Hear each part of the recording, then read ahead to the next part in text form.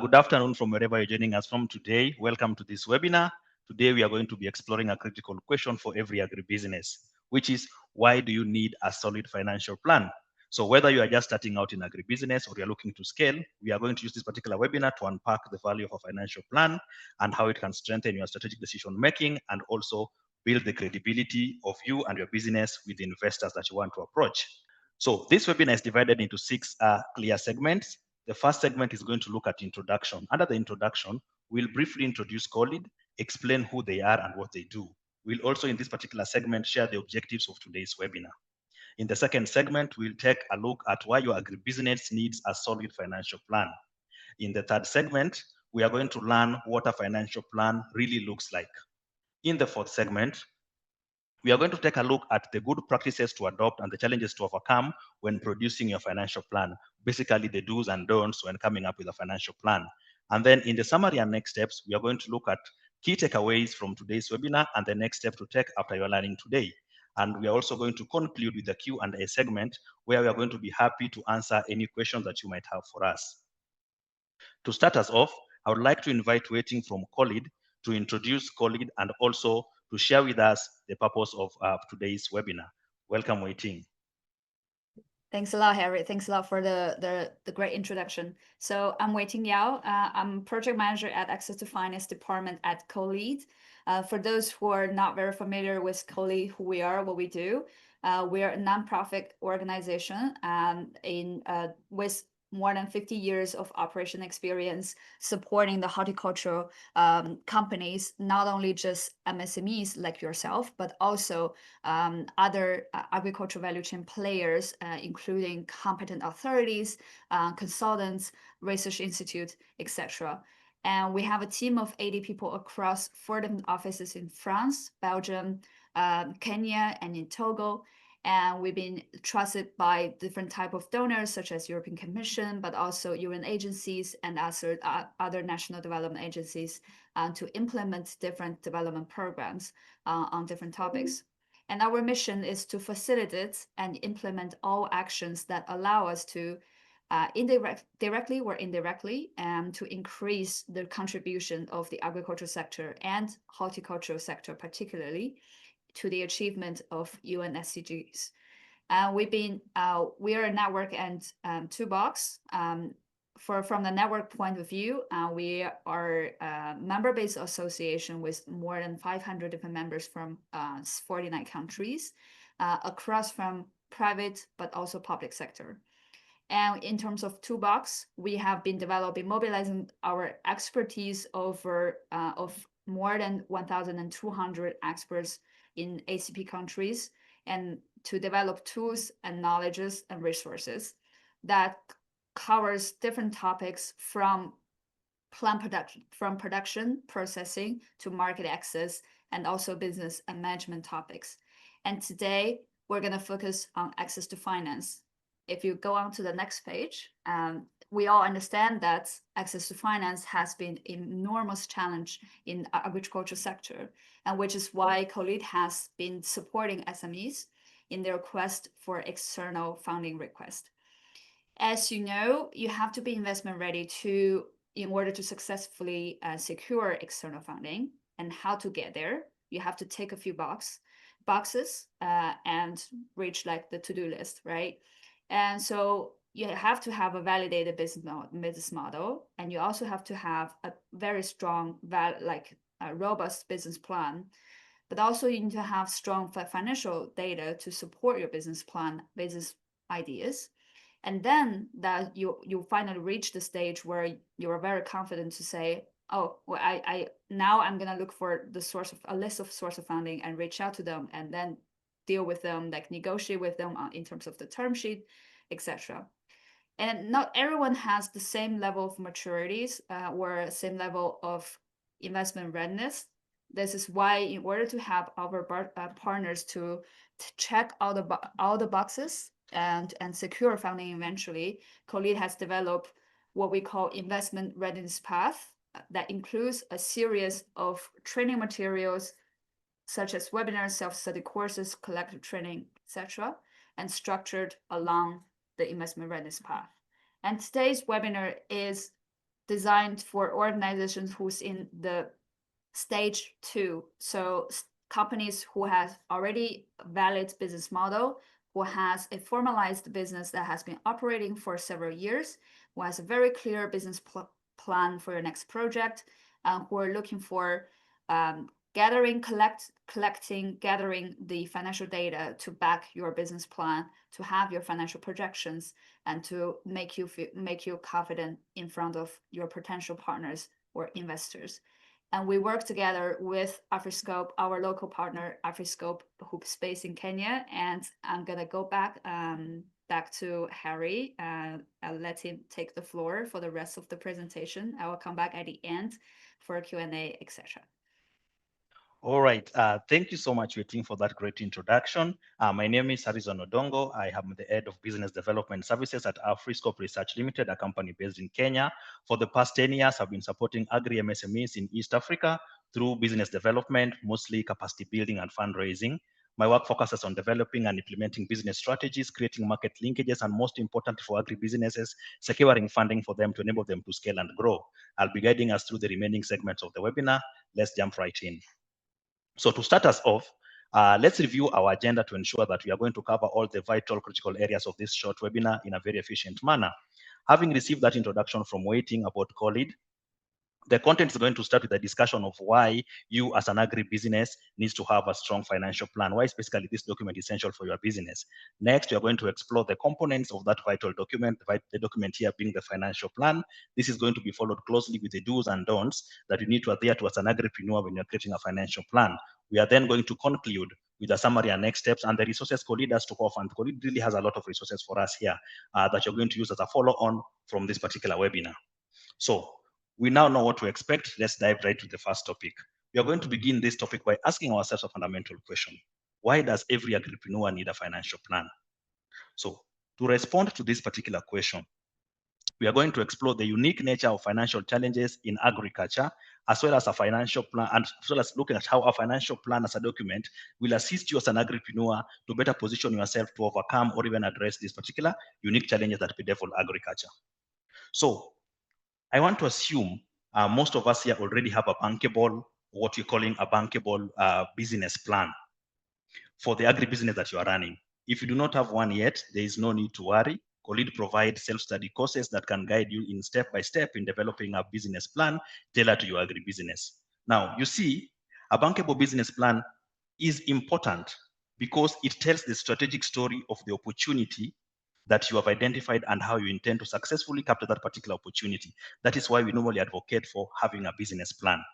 But however, as an agripreneur, no matter how well written your business plan is, it must be supported by a strong financial plan.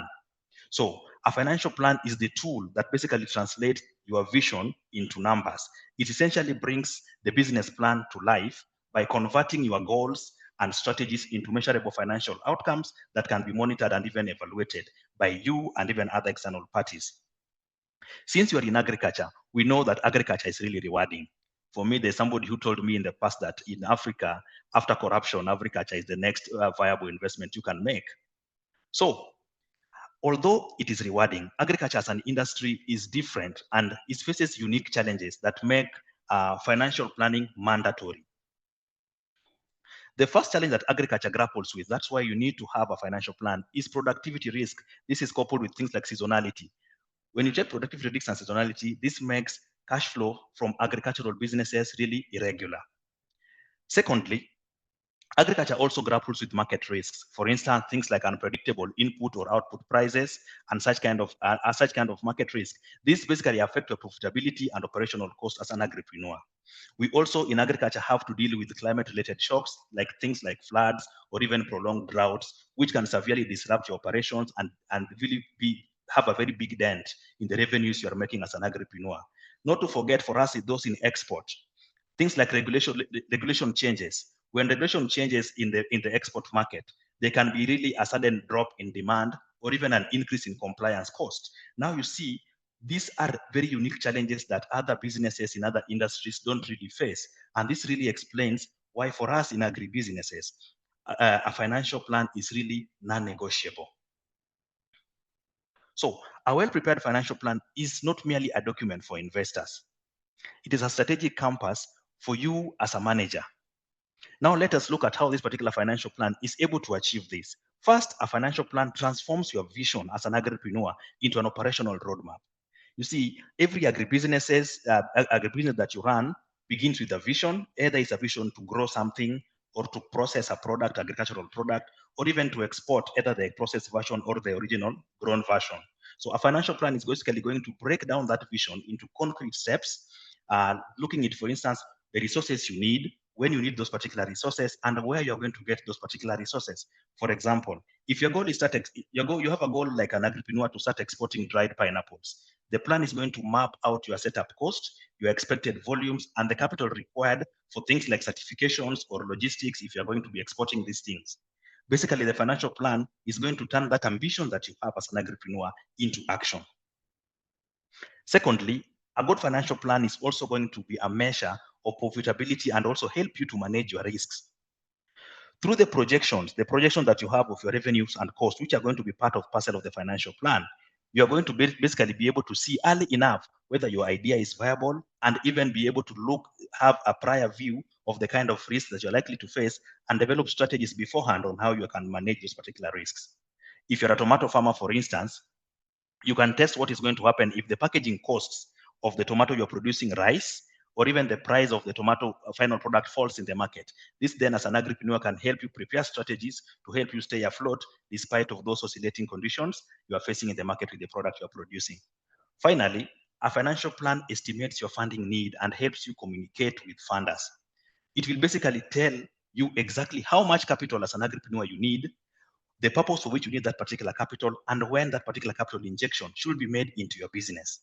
So knowing this particular aspect clearly will even help you to speak very well with the investors if you decide to target investors for external funding. In this particular third sequence, now that we appreciate the importance of financial plan, we are going to have to look at the various sections your financial plan needs to have. And we are going to do this with the help of a case study, which is going to make use of one of the hypothetical companies to basically help us learn what a solid financial plan needs to look like. Because we've seen that a financial plan empowers you as an agripreneur. Now let's take in this particular slide to look at what it's really made out of. A sound financial plan is made of 7 main components, and these components need to interact with each other seamlessly, basically like creating what we can basically call a living document. First, we begin with assumptions. Assumptions in a financial plan are the foundation on which your financial plan is supposed to be built. The assumptions are going to help you as an agripreneur to define what you believe about your business environment. Things like, what price are you able to sell your product at? What are the expected yields you can get based on even the size of land you have, or even the kind of seeds you're planting, or even the production cost you can incur for you to produce the product you want to produce? So those are the assumptions we need to make. And we need to also remember here that without realistic assumptions, everything else is going to collapse. So therefore, as an agripreneur, when I'm making these particular assumptions, ensure that they are realistic. Next, we have revenue forecasts. These are the projections of how much income you expect to generate based on your market analysis or even your sales data. If you have been running your business for some time, if you have sales data, you can use that to project future sales. If you've not, you can basically be using market analysis data if you're basically a new startup enterprise that does not have historical information. From that, the third thing that we have, the third aspect of financial plan, is cost estimations, which is basically what you think it will take to produce, process, or even to deliver the products you're producing into the market. What are the approximate logistical costs looking like? What are the approximate seeds costs looking like, input costs looking like? So when you compare these two, that is the revenue and the costs, you create something we are calling a profit and loss, which most people normally call a P&L. This is basically a tool that tells you as an agripreneur whether your business is profitable or not and by how much. Then we have what we are calling a balance sheet. So that is the next vital part of a financial plan. So the balance sheet basically provides a snapshot of your business's financial position. Things like what kind of assets do you have? What are the liabilities you have and the equity that you have as a business? Lastly, we have the cash flow projections, which basically show when money enters and leaves your business. And you need to remember, even profitable companies always collapse when they run out of cash. Therefore, you need to be able to properly manage your cash. And what can help you do that is this tool we are calling cash flows, the cash flow projection. Basically, know when money is supposed to get in and money is supposed to leave out. So from what we are seeing here, your financial plan can also have other supporting schedules. Maybe you can make it have something like a loan repayment schedule or inventory schedule so that the person reading it basically knows this is the money coming in, this is the money going out, and from the schedule, they can know where the money is really heading into. So we've seen those particular parts. Let's make use of a practical case study from a hypothetical company to basically learn those particular parts of a financial plan. So from this case study, let's meet Maria. Maria is a mango farmer who wants to borrow like $1,200 to buy a solar dryer so that she can sell dried mangoes instead of selling fresh mangoes. The first step in a financial plan is to make clear, realistic assumptions based on local market research. Maria here assumes that she can sell her dried mangoes at $10 per kilogram. That is an assumption that Maria is making here. From those assumptions, then we see Maria, in a financial plan, after making those clear assumptions, she then prepares her revenue forecast of maybe saying selling 50 kilograms of this particular dried or mangoes a month, which is going to give her a revenue of $500 in new income. Her cost estimation also shows that she's going to spend $50 a month on packaging, and also maybe things like additional labor. We now see that this leads her to an income statement, which is quite simple, which is basically we take the $500 revenue minus her $50 cost, which is equal to a projected net profit of $450 a month. So Maria now has a credible number-backed story. She can confidently show a bank manager or an investor that her idea is profitable and that she has the capacity to repay the loan if at all she was looking for debt financing. As for us in this particular webinar, it's important to notice here that Maria didn't just rely on hope or even enthusiasm from this particular case study. She used financial planning to convert that the idea that she have into a credible investment case. Let's continue with the case study of Maria. Now, Maria's business is profitable, but but like many businesses like the ones we are doing in agriculture, it is facing seasonality. From that particular case study, we are seeing that fresh mango sales peak in May to July and drop significantly the rest of the year. She still has to pay her monthly loan installment of $100 even when she has no sales. So she uses a cash flow projection to plan ahead. This tool tracks the cash coming in and going out month by month, allowing her to spot months when she might run out of cash. Her projection shows that she needs to save about $800 because there are some months that mango season is off. Then she needs to still continue paying her loan. She needs to continue saving $800 from her high season profits to cover expenses during the low seasons. Maria also needs to prepare a balance sheet to capture her assets. What assets does she have? We've seen from this money she's borrowing, she's going to buy a solar dryer, which is an asset in her books. She also needs to save some money aside, that is the $800, which is also cash, another asset in her books. She also needs to put liabilities, and also, which basically is the loan that she's supposed to repay. As a result, this is a clear action plan for Maria that ensures her business remains stable all year round. Maria can now prove to funders that she's not only in business and her business is profitable, but she can also manage her business, her cash in a very responsible manner. When you look at this particular case study from the first slide and this particular slide, we basically see the power of financial planning. It has basically turned short-term thinking from Maria's business into a long-term sustainability. What we are now looking at here is an extract of a financial plan template that CoLead has created. It is part of a very comprehensive self-study course that CoLead has on financial planning. Towards the end of this webinar, Waiting is going to come back and explain to us basically how you can access this particular crucial self-study course offered for free by CoLead that you can use as an agripreneur. So after learning the sections of a financial plan, in this segment, we are going to cover the best practices to enhance your financial plan and the common challenges to avoid that can basically undermine it. Basically looking at the do's and don'ts. Let's start by looking at the do's of a good financial plan for you as an agripreneur. First, you need to use realistic assumptions.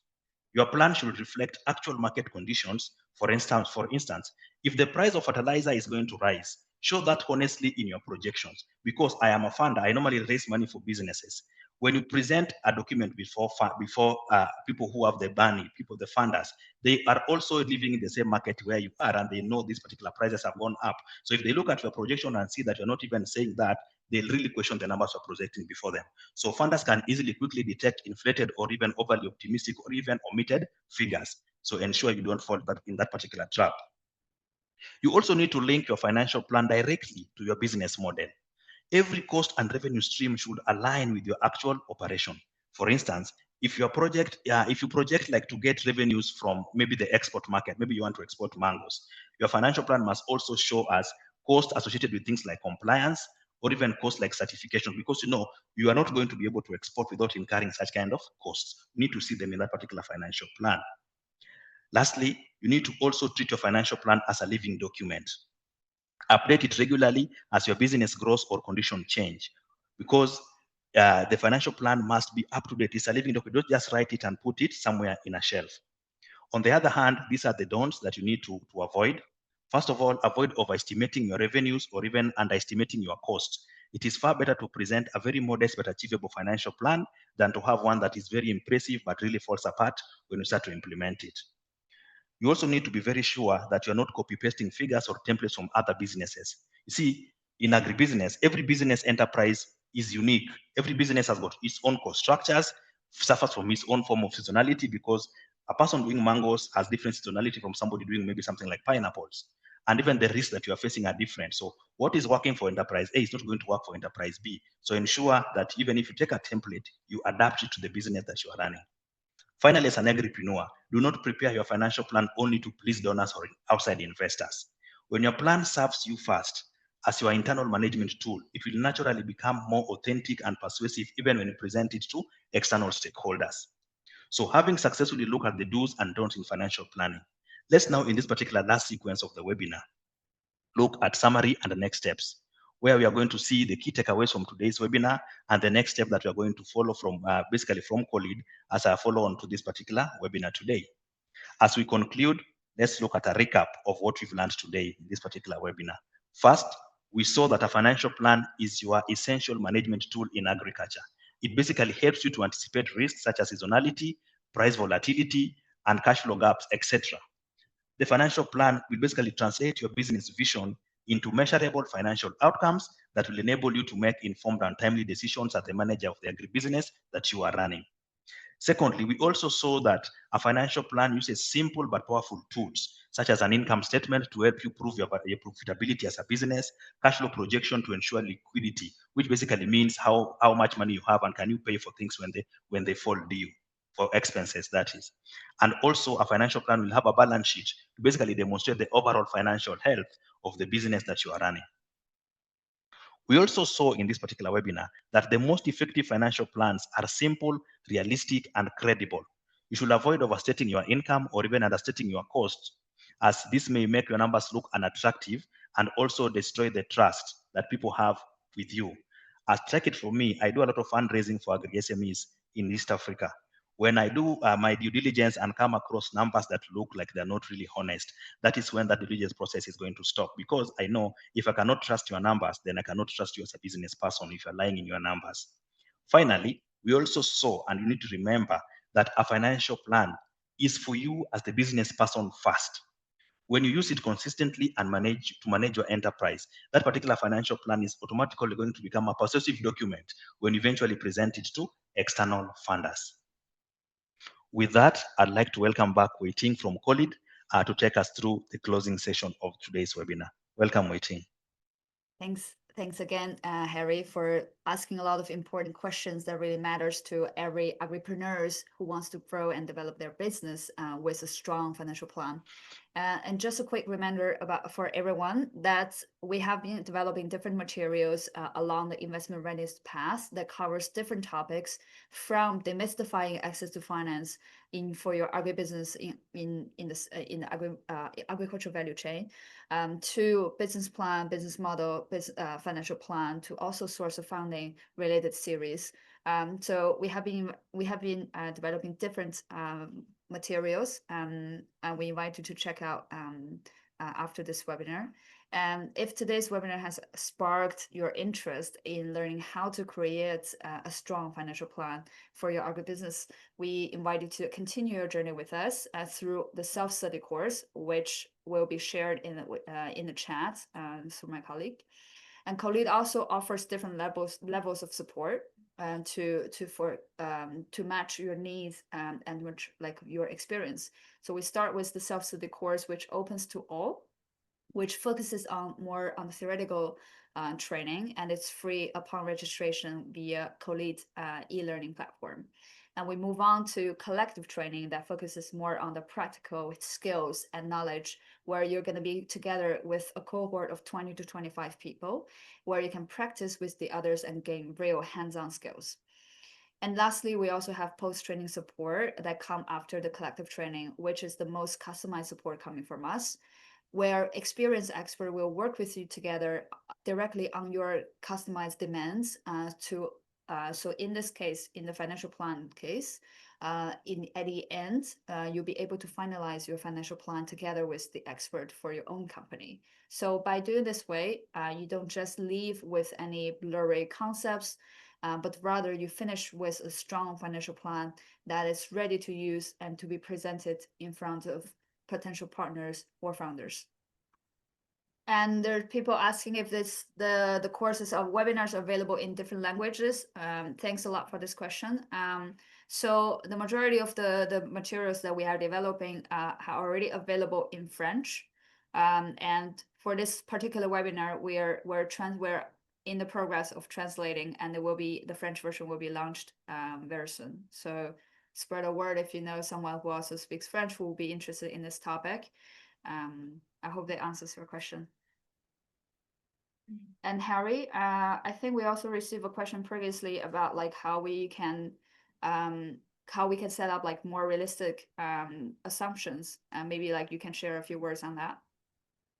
Yes, so there are various ways of coming up with realistic assumptions. Let's start for a case where you are already an existing business. So if you're already an existing business, definitely means you have the history of how you've been running. You can look at your revenues maybe from January to September and say, okay, this is how my average revenues have been averaging in this particular month. So I want to create a projections of how I'm going to move going into the future. Then using that particular data, you can say my revenues are going to increase, an assumption.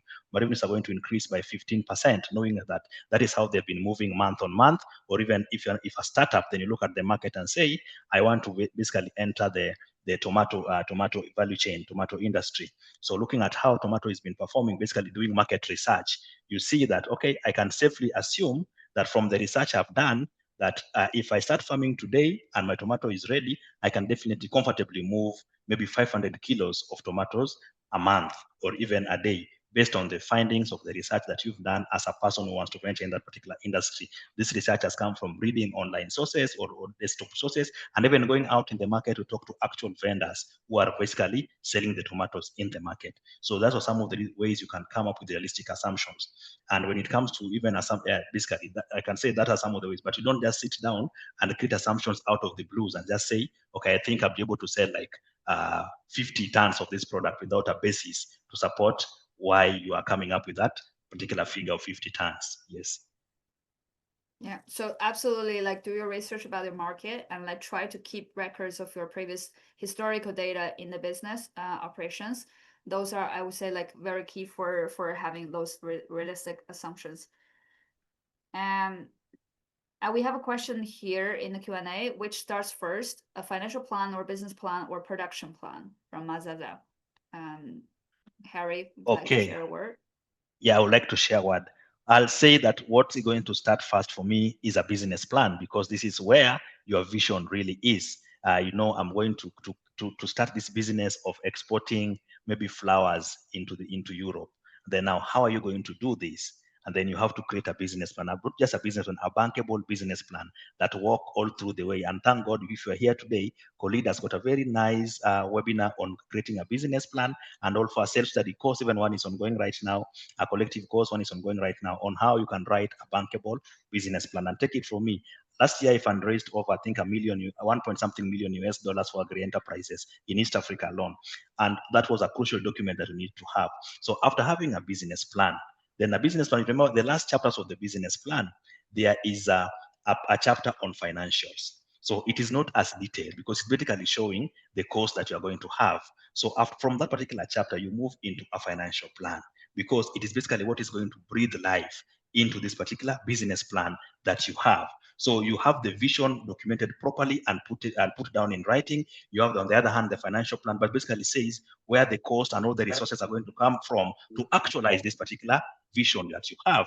Then now do your production plan, because you know very well that now I have the money. This is the market where this product is going to go to. This is where the money to produce this product is going to come from. Then how then do you go ahead and produce? Yeah.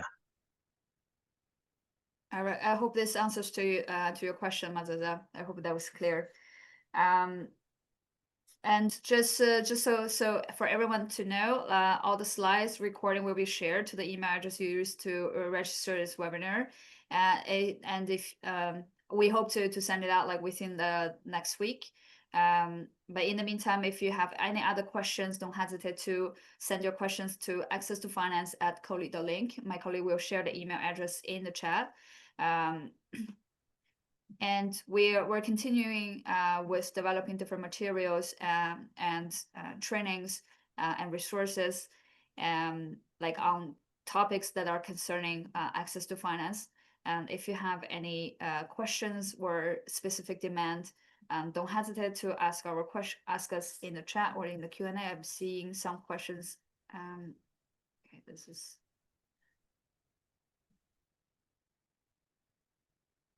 And I think we have a question in the chat. It seems the business plan and the financial plan are critical for investors. And how do I summarize the two in a 5 minutes pitch? Okay, a business plan and a financial plan are very critical documents for an investor. Take it from me, I fundraise.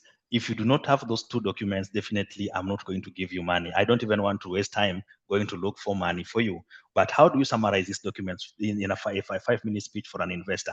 Let's start with a business plan. A business plan has got one very crucial aspect of it called the executive summary, which is normally written after all the 5 or 6 chapters of business plan have all been created. So in the executive summary, this is like a teaser, is a very summarized version of a business plan, maybe a page and a half, maximum 2 pages, where me as a prospective investor, I'll take your business plan and read that particular 1 or 2 pages. If I'm impressed with what I see, then I'll have the desire to continue reading the other documents. Even if you are asked to pitch, in pitching, that's the final slides where there are slides where you're putting your financial numbers.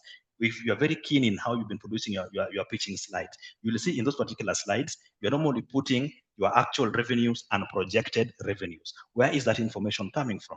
That information is coming from your financial plan, which you are always updating depending on the existing market conditions. So you just don't just wake up and somebody has called you, hey, go and pitch today, and then you just go and create a slide that does not even resonate with your business. As I said before, when you are going through the webinar, you are exporting to France. You're exporting even avocados to France. And then I look at your expenses and I don't see costs related to things like certifications. Then how are you even exporting this product out of the country? So that is why a financial plan is very crucial.